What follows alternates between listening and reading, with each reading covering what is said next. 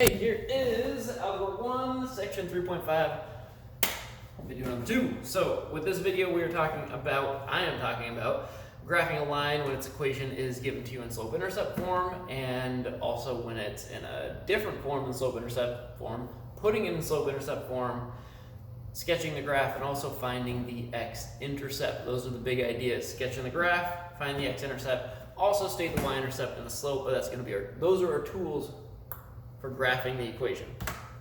Okay, boom, here we go. So let's graph the equation for a line. So let's say we have y equals 2x minus 5, just as an example. And let's pretend we know nothing about lines, nothing about graphing equations, except it's a relationship between x and y. So what this is telling us is, if I put a number in for x, I get an answer for y. And that pair of numbers, x number, y number, is a point on the graph. So let's say I put 0 in for x. So I get y equals 2 times 0 minus 5. Well, that's just 0 minus 5, which is negative 5. So that tells me when x is 0, y is negative 5. So that is a point on our graph. So here I'm going to go 1, 2, 3, 4, 5. So right here at 0, negative 5, that's one of our points. All right, what if x is 1? Well, if I put 1 in for x, I get y equals 2 times 1 minus 5. So instead of an x, I put a 1 in. So that's 2 minus 5, which is negative 3. So that means 1 comma 3, the point 1 comma 3, or sorry, negative 3, my bad. 1, negative 3 is another point on our graph. All right, let's say I put in x equals 2. If I put x equals 2 in there, it's y equals 2 times 2 minus 5. 2 times 2 is 4. 4 minus 5 is negative 1. So here, 2, negative 1. What if I put in something like negative 1? What if I put a negative number in there? Well, I get y equals 2 times negative 1 minus 5. Well, that's negative 2 minus 5, which is negative 7. So I get negative 1, negative 7. So now I have these 4 points that are all lined up, pun intended, and I can draw a line through it. And what we can do is we can now use this to talk about, well, the shape of this line, how steep it is, that sort of thing, where it crosses the y-axis, aka the y-intercept. And we can talk about how the steepness or its slope and its y-intercept relate to the equation.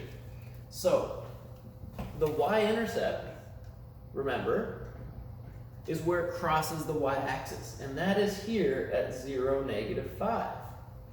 And the slope is our change in y over a change in x. So if I look at my change in y plus 2 over change in x, it's 2 over 1. So slope equals 2 over 1, or just 2. Once again, plus 2 plus 1, so slope is 2. Now let's look at how this relates to the equation. Well, there's a 2, there's a negative 5. Here's a 2, here's a negative 5.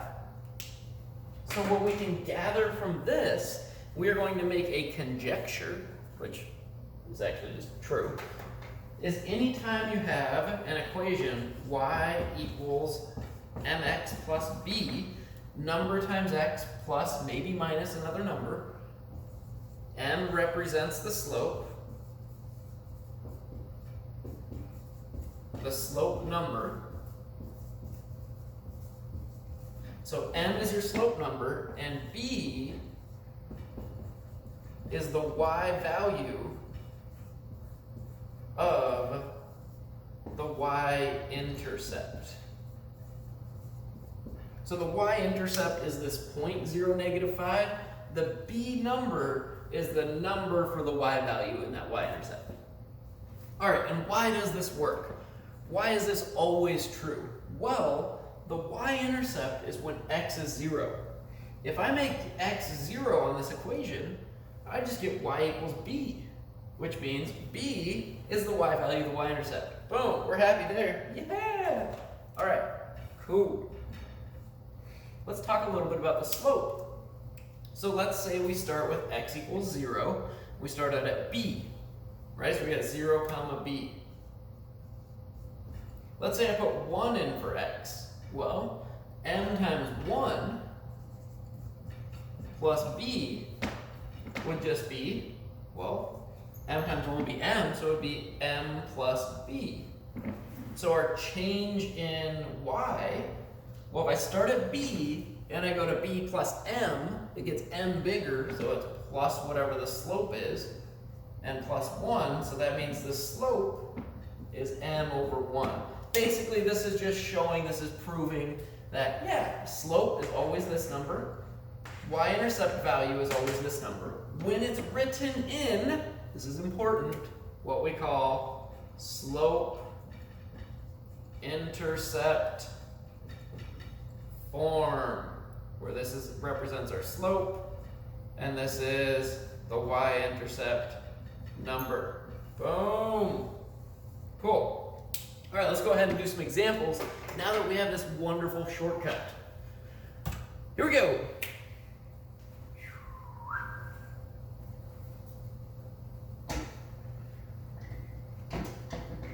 Now we're just going to do a few examples, just so you can see it multiple times. Lots of practice. And it would be useful probably to pause the video after I show after I put the problem up there. It's like, for example, graph y equals 3/4 x plus 5. So here we want to graph this, and we want to say what's the slope and what's the y-intercept.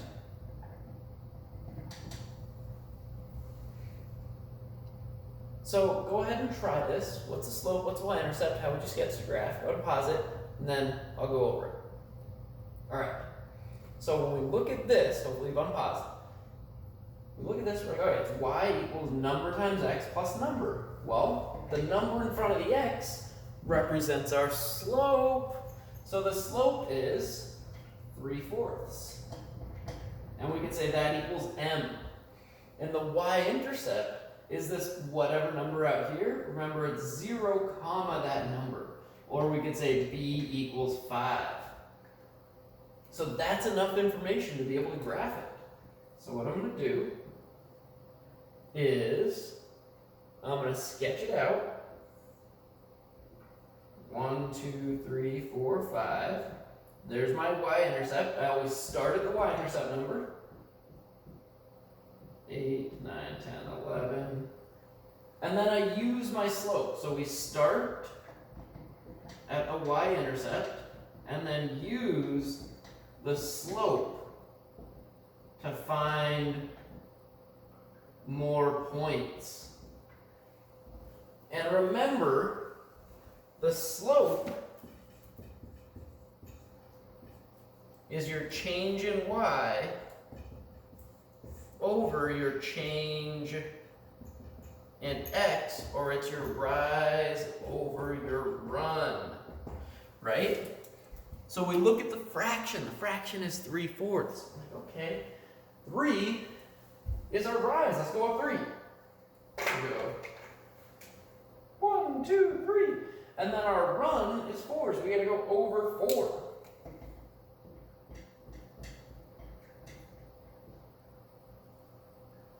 So we go up 3, right 4. We get to this point 4 comma 8. And we can do it again, up 3. 1, 2, 3, over 4. 1, 2, 3, 4. And we get to this point, 8 comma 11. And we have this line that nicely goes through it with a slope of 3/4, rise of 3, run of 4, y-intercept of 0, 5.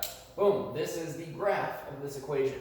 And the cool thing here, every single point on this graph is a solution to this equation. Every solution to this equation is a point on the graph. We can check this. If I put 8 in for x here, right, if I go 3/4 times 8 plus 5, the answer is going to be 11. All right, so 3 times 4 is 24, divided by 4 is 6. 6 plus 5, that's 11. That's the y number, 11. Got it. Cool. So let's try another one. So let's say we have y equals -2/5 x plus 4. And in this case, I want the y-intercept, I want the slope, and I also want the x-intercept. So I'm asking a little bit more on this problem. Go ahead, find the y-intercept, find the slope, sketch the graph, try to find the x-intercept on your own. So go ahead and pause, boop, and then we'll come back. And we're back, because hopefully you paused. Here we go. Sketch it out. It's getting a little sketchy. 1, 2, 3, 4, 5, 6, 7, 8, 9, 10, 11, 12, 13, 14, 15. 1, 2, 3, 4, 5, 6, 7, 8, 9, 10. There we go. All right, what's our y-intercept? The y-intercept is always given by this value right here. Remember, it's y equals mx plus b. B represents a y-intercept number. So here the y-intercept is 0, 4. So we go to 0, 4, 4 on the y, put a dot there. It's the point, 0, 4. The slope is represented by the m value, this number right here, -2/5. Now what that means is my rise is -2. So I go down 2 and I go right 5. So the slope of -2/5 means down 2, right 5. And that's how I'm going to find my other points on this graph. I'm going to go down 2, right 5. Down 2, right 5. Or I could go up 2, left 5, up 2, left 5, up 2, left 1, 2, 3, 4, 5. And there is my line. It's a little wonky because, well, I'm sketching it by hand. Now I want to find the x-intercept here. The x-intercept is where this line crosses the x-axis. And this is in fact a nice line to find the x-intercept because we can just go along the x-axis to where it crosses. It crosses right here at 10, 0. That's my x-intercept. A way to check this is I can put 0 in for y. This is when y equals 0, and I could solve this equation. And we'll do that on our next example. When you solve that, you're going to get 10. Okay, 2 more examples, and that's it for the video. So we're going to graph a couple more. You're going to find the slope, the y-intercept, and the x-intercept for each of the next examples. Ooh, I'm going to leave my grid up. Cool. So here, I'll get started on this one. How about you graph -5x plus y equals 3. And you're going to find your slope, your y-intercept, and your x-intercept. And we're going to do the same here.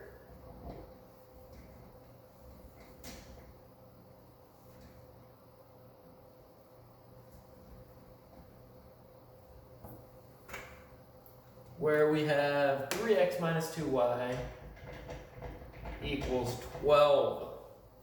All right, so the first one here, we got -5x plus y equals 3. It's not in slope-intercept form. It's only in slope-intercept form is when it's y equals number times x plus or minus number. So what I gotta do is I gotta put it in slope-intercept form. The way I'm gonna put it in slope-intercept form is to solve for y. Get the y all by itself. So what that means is I gotta do the opposite of this -5x. So I'm gonna go plus 5x on each side. Because the 5 has an x with it, we cannot combine it with the 3. and we get y equals 5x plus 3. Now it's in slope-intercept form. Y equals number times x plus other number. I can say the slope is 5. I can say the y-intercept is 0, 3. Right? Slope number, y-intercept number. X-intercept, let's see if we get it cheap from the graph. Like if we just graph it and we get it, awesome. If it lands between two whole numbers or between two integers, then we got to solve for it. So let's go ahead and graph. We've got y-intercept of 0, 3. The slope is 5. That means this is the same as 5 over 1, which means rise over run, we go up 5, right 1. So I'm going to go up 5 from 3 plus 5 is 8 over 1. So I get the point 1, 8. Up 5, so that puts me at 13 over 1. So 2, 13. Okay, well, the x-intercept is going to be down here somewhere. So what I got to do is I got to go left 1, and I'm going to go down 1, 2, 3, 4, 5, down to negative 2. So I have negative 1, negative 2. That means the x-intercept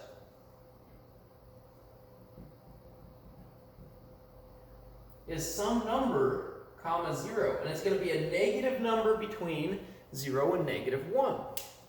So it's going to be a fraction. What we got to do is we got to solve for it now. So to solve for the x-intercept, this is when y equals 0. So I go to my equation, either one, and I just make y equals 0. So I'm going to go to this one. I can do it just as easily here, and you'll see. So I get 0 equals 5x plus 3. And then I'm going to solve for x. So I'm going to go minus 3 minus 3. So negative 3 equals 5x. Divide by 5. And I get x equals negative 3 over 5, which is a negative number between 0 and negative 1. So it's negative 3 over 5, comma 0. Notice, had we put 0 in here, in the original equation, we could have just divided by by negative 5. We got x equals negative 3/5, right? Either way. Cool, so we got all that. One more, then we're good. All right, 3x minus 2y equals 12. We're going to find the y-intercept, the slope, and the x-intercept, and we're going to graph it. All right. 5, 6, 7, 8, 9, 10. Okay. So here, once again, I want to rewrite it in slope-intercept form. This is in standard form, and we could graph this by finding the x-intercept, finding the y-intercept. We could. But we're learning about slope-intercept, so we're just going to put it in slope-intercept form.